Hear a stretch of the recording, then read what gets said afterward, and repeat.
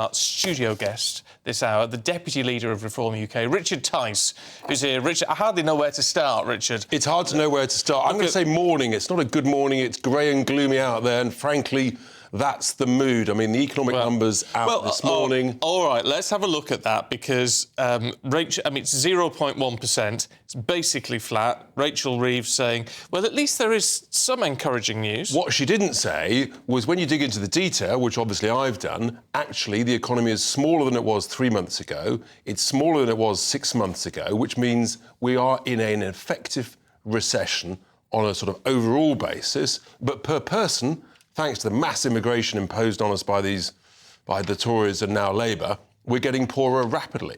That's the real issue. And it's funny how the Chancellor seems to have conveniently forgotten that. Well, she's saying that based on these numbers today, it's proof that she just needs to go harder and faster with the plan that she has in place. Well, do you think she has the right plan? Given that the economy's fallen in 3 months since August 24, when she was Chancellor, no, actually, we've got to do a U-turn. Businesses are reducing investment. Sadly, they are reducing jobs, and confidence is falling. The bond markets are on high alert. So, no, she's got to do a U-turn. We can't tax and spend our way out of this crisis. They're wasting money all over the place. And, you know, I mean, just the government waste is legendary. And the typical is the £100 million bat shed. It's all you need to know to realise that waste is ludicrously obscene. Yeah, I mean, she would say they're not on tax and spend and they're sticking to their fiscal rules. And in terms of investment, I mean, one thing which is being announced today, you know, this, I mean, £2 billion, I think, investment in Bristol to a scheme there, several hundred million, I think it is, in Sunderland, and car manufacturing there. So they're saying this foreign investment is coming in. Look, they can say whatever they want, but the reality is the business people I talk to, they are furious at what they feel is the betrayal of the blunder budget. They've got much higher costs, higher taxes, higher regulation, and, you know, for too many of them, the extra risk just doesn't pay. And so people are reducing investment plans. Can I ask you about the grooming gangs scandal? Because you just heard there from Jonathan Reynolds from the Labour Party. He's talking about action and implementing the recommendations of the ICSA inquiry that has gone before us. The Reform had promised a private inquiry into grooming gangs if there isn't going to be a new national inquiry from the Labour Party. Do you stand by that promise? Absolutely, we do. I mean, we hope the government will do the right thing and admit they've got it wrong, misjudge the public mood. The public mood wants a significant, independent public inquiry into the child rape gangs, specifically. The ICSA report was a much bigger, broader report. So, yes, if the government... We've given them to the end of January. If they don't do a U-turn, I think they will. They might tweak the wording of it and call it something else. I think they're going to change course.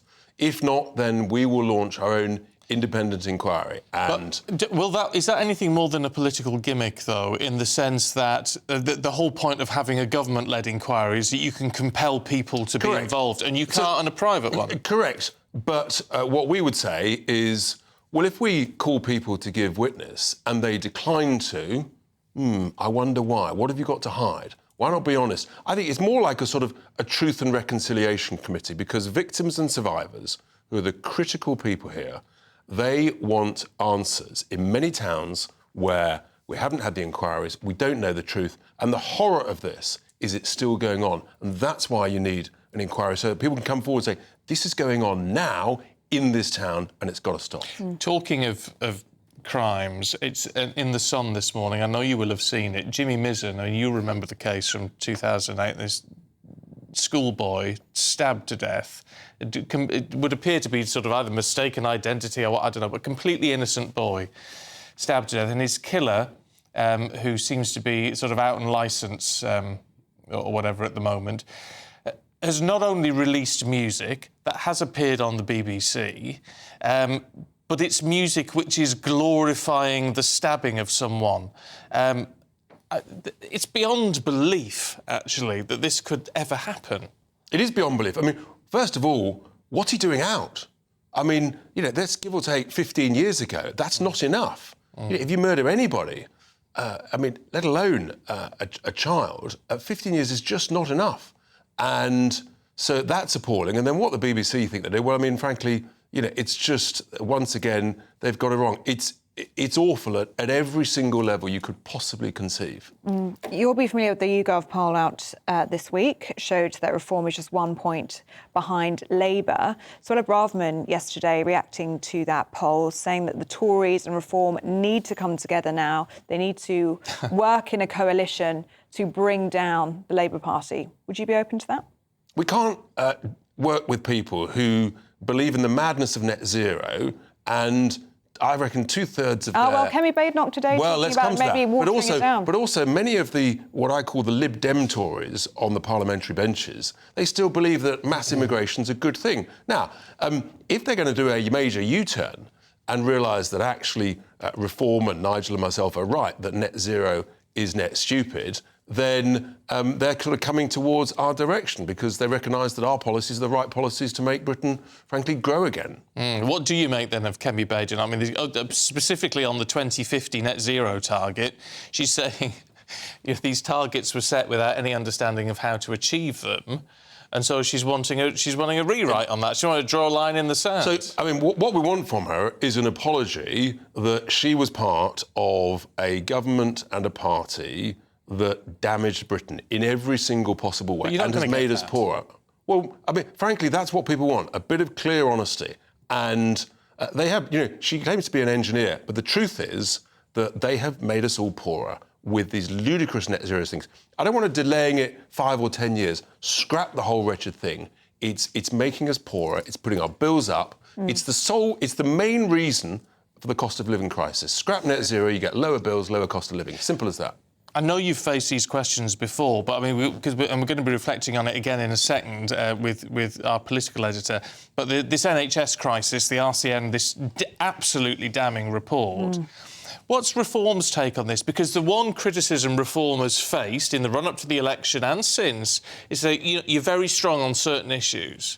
However, have you got properly formed out policies on what you would do with a behemoth the size of the NHS? Well, interestingly, at the beginning of the election campaign, Wes Streeting, the Health Secretary, basically copied some of our policies. We said healthcare needs fundamental reform in this country. We said you've got to use much more of the independent healthcare sector. We actually because of where we were going to save money, we could put more money into healthcare, but not into an unreformed NHS.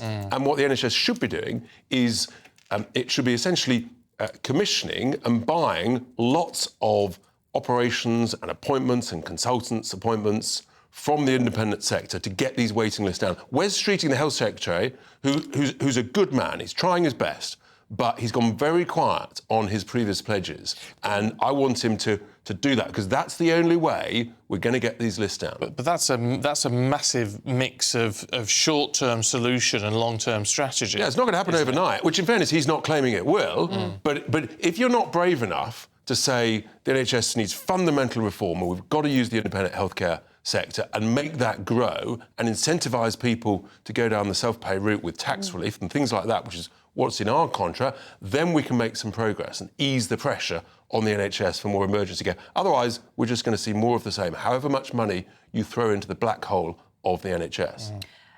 Let's stick with health, shall we? And Matt Hancock is going to be given evidence today in front of the COVID inquiry. The focus today is going to be on vaccines, the vaccine injured and those who died in the pandemic. What would you like to see happen in that instance to those who were injured and those who died?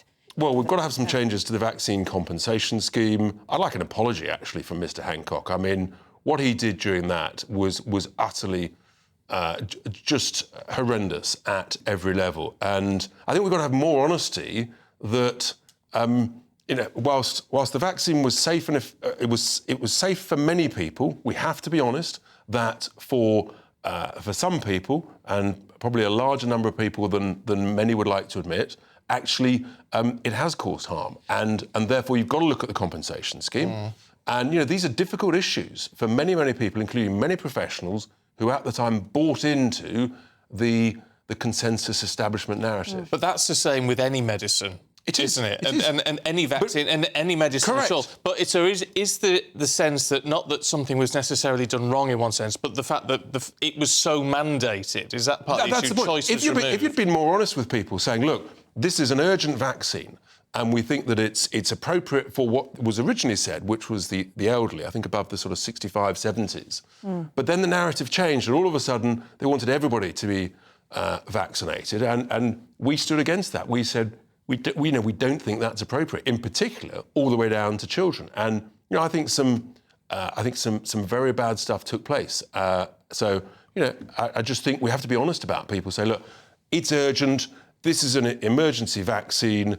We think it's right, but equally, it's got to be a voluntary basis.